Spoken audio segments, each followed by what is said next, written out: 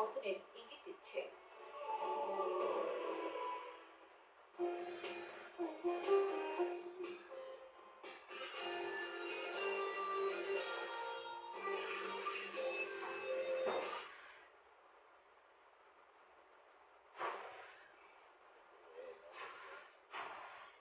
মধ্যপ্রাচ্যে বিগত বছরগুলোতে মার্কিন সামরিক বাহিনীর প্রবেশ করা উচিত হয়নি এবং এটি একটি বোকামি ও ভুল সিদ্ধান্ত ছিল বলে মন্তব্য করেছেন যুক্তরাষ্ট্রের প্রেসিডেন্ট ডোনাল্ড ট্রাম্প। ফক্স নিউজকে দেয়া এক বিশেষ সাক্ষাৎকারে ইরাক ও ইরানের যুদ্ধে জড়ানোকে ভুল হিসেবে আখ্যা দিয়ে তিনি বলেন, আমাদের প্রথমে সেখানে যাওয়া উচিত হয়নি। তবে 9 মাস আগে আমরা যদি বিটু বোমারু বিমান দিয়ে ইরানের পারমাণবিক স্থাপনাগুলোতে আঘাত না হানতাম, তবে তাদের হাতে এতক্ষণে পারমাণবিক অস্ত্র থাকতো, পরিস্থিতি সম্পূর্ণ ভিন্ন হতো এবং হয়তো আজ ইসরায়েল বা পুরো মধ্যপ্রাচ্যেরই কোনো অস্তিত্ব থাকতো না।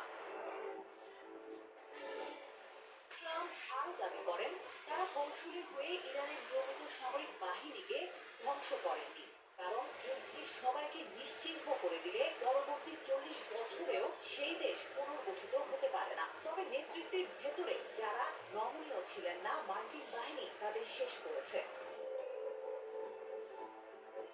এদিকে 29 মে হোয়াইট হাউসের সিচুয়েশন রুমে অনুষ্ঠিত এক উচ্চ পর্যায়ের বৈঠকে ট্রাম্প তার প্রতিনিধি দলকে ইরানের সঙ্গে হতে যাওয়া সম্ভাব্য খসড়া চুক্তিতে বেশ কিছু ধারা সংশোধনের নির্দেশ দিয়েছেন। মার্কিন প্রশাসন ও সংশ্লিষ্ট সূত্রের তথ্য মতে ট্রাম্প দ্রুত এই চুক্তি চূড়ান্ত করতে আগ্রহী হলেও আমেরিকার স্বার্থে দুটি বিষয়ে আরো জোরালো এবং সুনির্দিষ্ট শর্ত যুক্ত করতে চান। বর্তমান খসড়া অনুযায়ী ইরানের পারমাণবিক প্রতিশ্রুতি ও নিষেধাজ্ঞা প্রত্যাহারের বিষয়ে আলোচনার জন্য 7 দিনের একটি সময়সীমা থাকবে। প্রথম পর্বের মূল বিষয় হবে ইরানের সমৃদ্ধ ইউরেনিয়ামের নতুন অংশ বা অপসারণ করা। ট্রাম্প এই অংশে যুক্তরাষ্ট্র ঠিক কিভাবে এবং কখন এই পারমাণবিক উপকরণগুলো পাবে তা সুনির্দিষ্টভাবে যুক্ত করতে চান।